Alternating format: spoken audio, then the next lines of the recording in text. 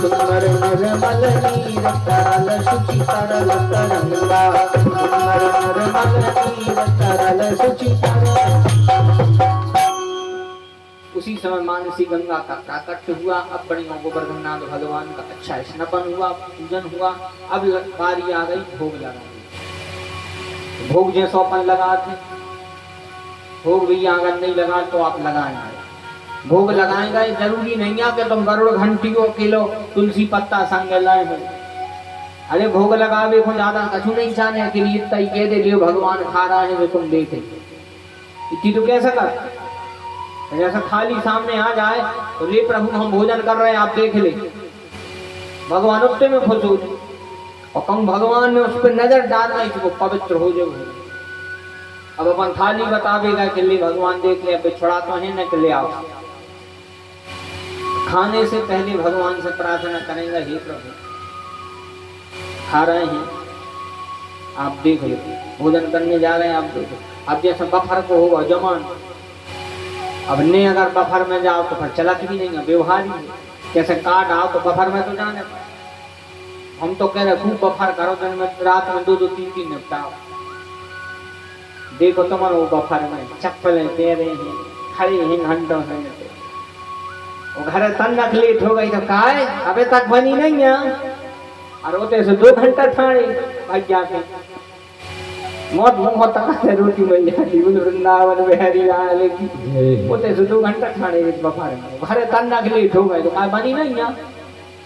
होते काय खड़े रहते। वैसे भोजन बढ़िया जूतों फिर के तो नहीं खाने चाहिए पादर कारण, लेकिन अब बफर चले जाओ। बफर में जाओ तो शुरू में चले जाए। एक हम निवेदन करें, ऐसे 2-3 काम है जो उनमें बफर में हमेशा जाओ पहले तो लड़ाई हो गए सबसे पीछे रहो। मौका आगा तो गदबद्दे हो, लड़ाई में हमेशा पीछे और बफर में हमेशा आगे। बाद में तो फिर भाई मिला था जूठा।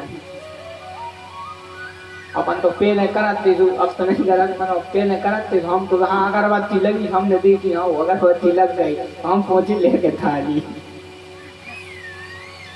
एक ही बार पर दो अपने खाओ। बफर में हमेशा पहले, बाद में तो फिर ऐसा लगाते जैसे ऊपर ढोल लड़ पड़ेगी।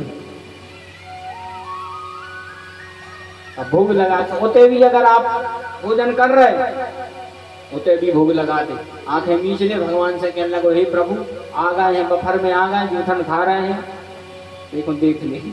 नहीं हाथ से मैं नहीं कह रहा, हाथ से मैं नहीं लीजियो, बिल्कुल सही कह रहे हैं गंभीर बात, हाथ से मत लेना, सही कह रहे हैं। बढ़िया जैसे ही भोजन करने लगो भगवान से प्रार्थना कर ले, हे ठाकुर जी इस पर कृपा दृष्टि डाल लो तो काम होगा। इसलिए भोग जरूर लगाओ। और जैसे ही मनसों का भोग लगाने लगा, जैसे ही भोग लगाने लगा एक थोड़ा सा ग्रास तोड़ो भगवान को दे दो। कन्हैया बोले क्या कर रहा है, भोग लगा रहे हैं। बोले अरे वाह सामने तुम्हारे प्रत्यक्ष देवता बैठे हुए सो भोग लगा रहे हैं।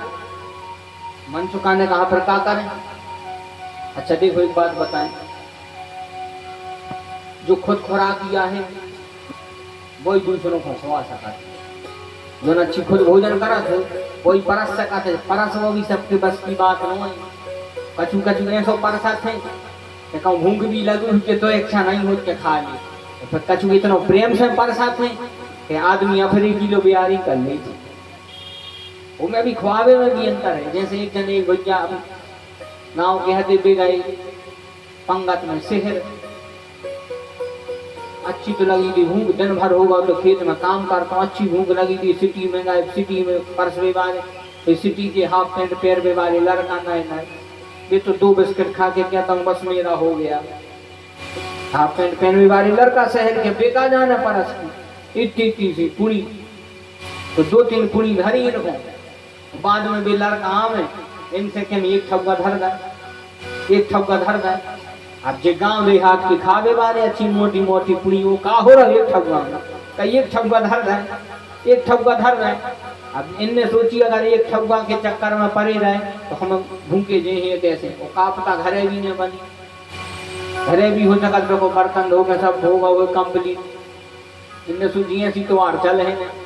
तो भोजन के समय आहारे व्यवहारे और देवकार्य पितृकार्य 3 चीजों में आलस्य में करेंगे। भोजन कर रहा है तो अच्छे कल्ले बिल्कुल ऐसे करो, सामने कौन बैठो। आहारी व्यवहारी, व्यवसाय के समय व्यवहारी, काम धंधे में भी कोई आलस नहीं, कोई व्यवहार नहीं। अगर व्यवहार काम धंधे में कर तो अपनो घाटो हो। इसे इन 2-3 चीजों में प्रमाद नहीं करोगा, शर्म नहीं करिएगा, आलस नहीं करोगा। इनने सोची अगर एक ठगुआ होत रही तो हम भूखे हो। जहाँ वो खड़ा वो लड़का हाथ पैंट पैर के कहने लगे एक ठगुआ धरे, एक ठगुआ धरे। जी कहने लगे जब से देख रहे एक ठगुआ धरे, एक ठगुआ धरे। कहाँ गया आप? कहने लगा मैं यहीं का हूँ। तो जी कहने लगे तुम जाना था एक ठगुआ गिट्टी का हाथ? वो कहने लगा वहाँ।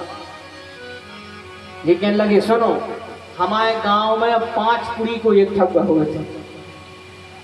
तो पहले घर 8 ठगुआ, 8 पंचे 40।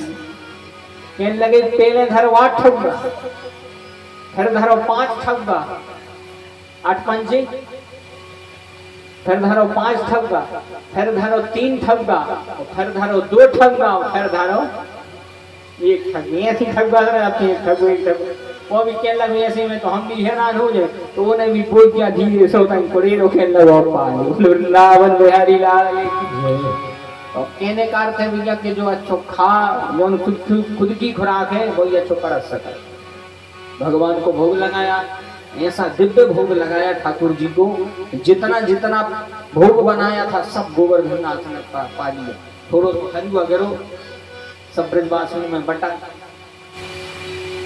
और बांट करके सब अपने अपने घर चले गए।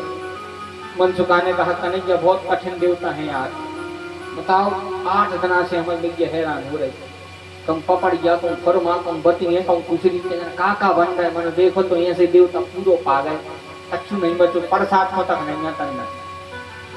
लेकिन भगवान के नाम पे दिया हुआ व्यक्ति, कभी उसका चाहे धन हो, चाहे उसका कोई वस्तु हो, चाहे उसका तन हो, चाहे मन हो, भगवान को यदि आप कुछ दे रहे हो तो आपको व्यर्थ नहीं देता। जैसे ही ब्रजवासी अपने अपने घरों में गए, जो अपनी अपने रसोई घर में जाके देखो तो प्रत्यक्ष भागवत में लिखा है कि सबने अपने अपने रसोई घर में जितनो प्रसाद बना के ले गए थे उसे 4 गुणों अधिक प्रसाद अपनी अपनी रसोई घर में। सब प्रसन्न हो गया, चलो बढ़िया अंतर पा रही। लेकिन जैसे चुनाव हो रहा है, 2 पार्टियां हैं, एक पार्टी हार गई, एक जीत गई।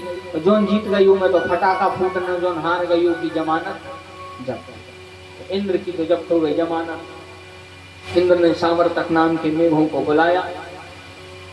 जैसे ही सांवर्तक नाम के मेघ आए, ऐसी घनघोर वर्षा करी इंद्र ने मेघों से कि सारा ब्रज प्रदेश डूबने लगा, सारा ब्रज डूबने लगा।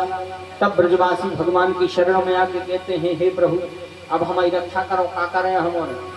कन्हैया ने कहा चिंता न करो, जो उनकी पूजा करी थी वही कैंसिल किया। तब ब्रजवासियों ने कहा कृष्ण कृष्ण महाभाग तन्नाथ गोकुलम प्रभु त्रातुरमर्हषि देवान्ना कुपिताद भक्तवत्सल।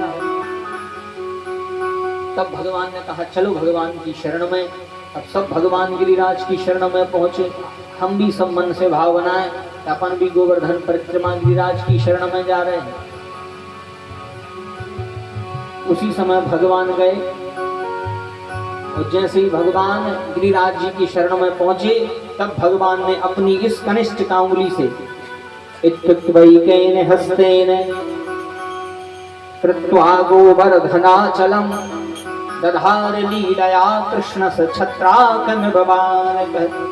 जैसे एक छोटो सा बालक वो बरसात के समय छत्ता हो जाए जहां तहां, वो उठा लेते हैं। भगवान ने इस कनिष्ठिका से यह पर्वत उठा लिया, 7 कोस का 7 वर्ष के कन्हैया ने।